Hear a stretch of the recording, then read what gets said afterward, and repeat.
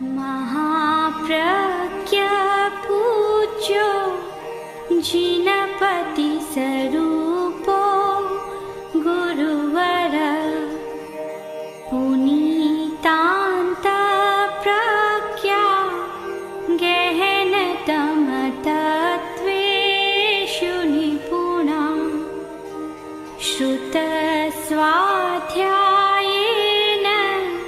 सुविदितरहस्यो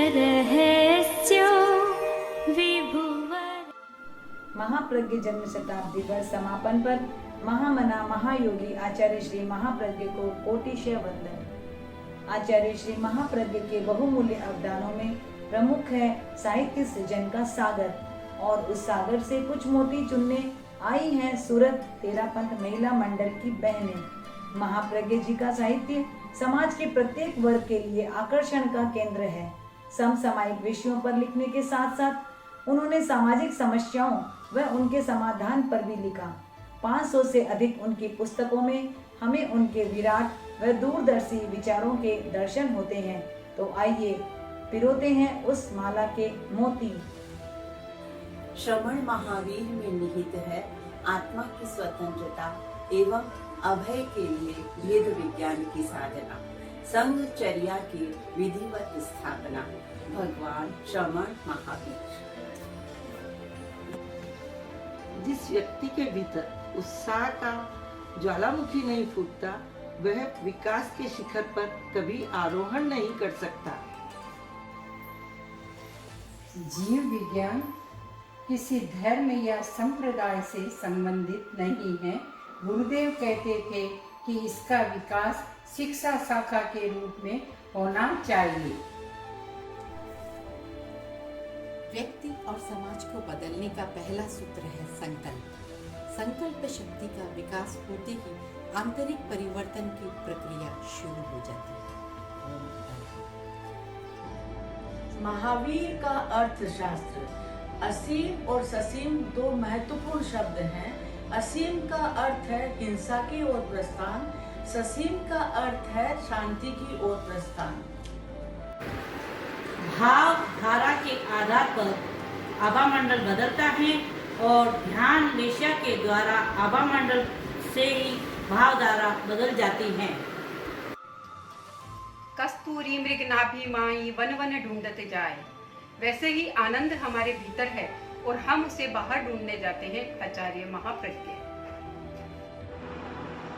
मन को जाना सबको जाना, मन ने किया कमाल। पूज्य प्रवर ने यही फरमाया, मन को दे लगाम।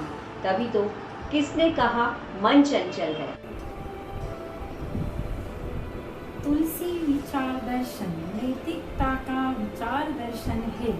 विश्व की विभिन्न अंकनों में नैतिकता के अनेक रूप उपलब्ध है।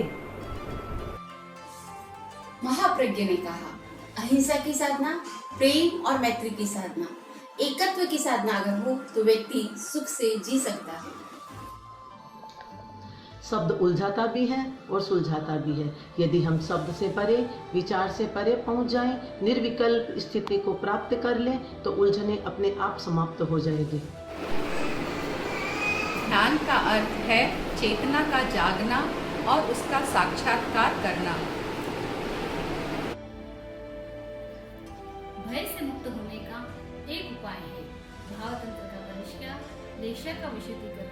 जब रेशा शुद्ध होती है तो भाव तंत्र निर्मल होता है, तो भय अपने आप विलीन हो जाता है।